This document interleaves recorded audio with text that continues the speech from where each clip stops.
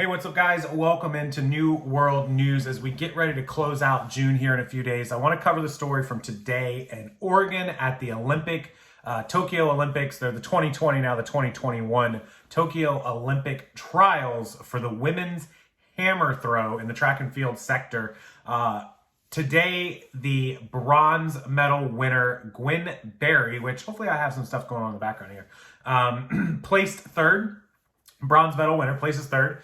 And then is approaching and getting on the podium to accept her third place bronze medal. And of course, the top three there, and I think it may be the top four, but the top people there are qualified for the Olympics in Tokyo next month. And that's what she's done. So when she got up to the podium, off to the left is the American flag, and they're playing the national anthem as they always do during medal presentations. And the gold and silver 1 and 2 placing finishers, who are both white women, turn to the left. They place their hands over their hearts. They play the national anthem. But Gwen, third place bronze medal. She's an African-American athlete. She did not turn to face the flag. In fact, at one point, she put her back to the flag, did not put her hand on her heart like they're supposed to or like they're used to doing. And also, at another point, she pulled out a black a black t-shirt that said athlete activist, and placed it over her head during the end of the song, middle end of the song, in order to protest what she says is still inequalities in this country, negative treatment towards African Americans, etc. We know the story. So if you're not familiar with the IOC, the International Olympic Committee, they have said that any athletes from any country, of any color, of any type, who do protest, especially during the podium and the medal ceremonies during the Tokyo Olympics, will be fined, kicked out, banned from the Olympics. They will be in big trouble. So clearly some people did not get that memo or just don't care.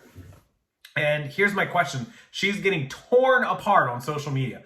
Go look up Twitter, hashtag Gwen Berry, B-A-R-R-Y. Gwen. Go look up Gwen Berry. Go look up Gwen Berry news stories on Facebook or wherever it is that you find your news at, and watch what people are saying. People are ripping her to shreds. A lot of the comments, I'll give you some of the more tame ones, but that are consistent. If you don't like your treatment in this country or the way that this country treats you or your supporters or what have you, you are absolutely entitled to your opinion, whether that's true or not. But why are you trying to compete on behalf of a country that you are clearly saying you do not like? You don't like our country. You don't like the way our country's operated. You don't like the way our country has policies and procedures and law. Whatever it is that your complaint is about our country, yet you're trying to compete on behalf of the United States at the Olympics. Why? You don't have to. You certainly do not have to go out there. Some other people are taking it another step further by saying, if you don't like this country that much, not only do you not have to compete on our behalf, you can leave this country. You can go live in North Korea or China or Russia or somewhere with communism or somewhere with dictatorships. And we'll see how you like that better. And you can compete for them at the Olympics. So there's some of those comments coming out. There's comments where people are saying, back in the day, the big sporting athletes and sports events and things where Black Lives Matters advocacies and advocates kneeled during the national anthem, the NFL, different sporting events brought attention to the matter. And now the entire country knows. It's not like it's not going to be news to anyone to hear about this. So there's no reason for her to continue doing it because everyone already knows what's going on. And so by her doing this now, when it doesn't bring any additional awareness, it means it's just bringing attention to herself. And I would say that some people would counter that by saying until there's meaningful change and meaningful results, that they're going to continue to do it nonstop. It still happens in other places, not just the Olympics. And so there's always two sides to the story. I'm not the one to get in the middle of that and decide who's right and wrong. If they want to kneel, they can kneel. They have all rights to do it. But I do beg the question, if you hate this country or our policies, procedures that much, why would you compete for us? It doesn't make sense, right? I can't add that one up 2 and 2.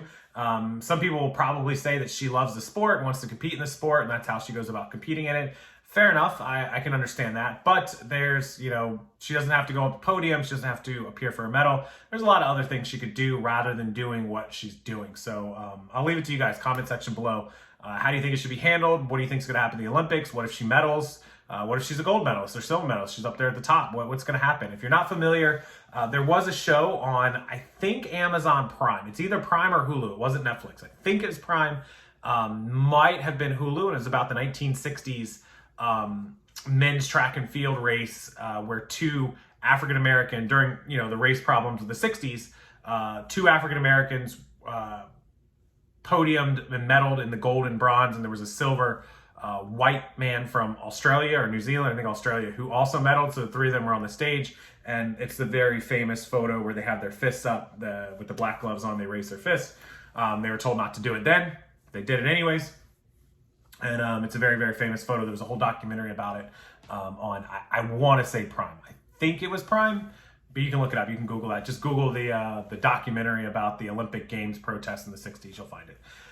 Okay, so I'll leave you guys with that. Appreciate you watching. As always, please do like the video. And if you could subscribe to the channel, it would mean a lot to me. Just hit that subscribe button. It takes 2 seconds, and you'll get notifications on any videos that I post up in the future. And I'll see you guys the rest of this week. And hopefully I'll have some more updates from the other video about the building collapse in Miami-Dade County in South Florida, my hometown of Florida, home state of Florida.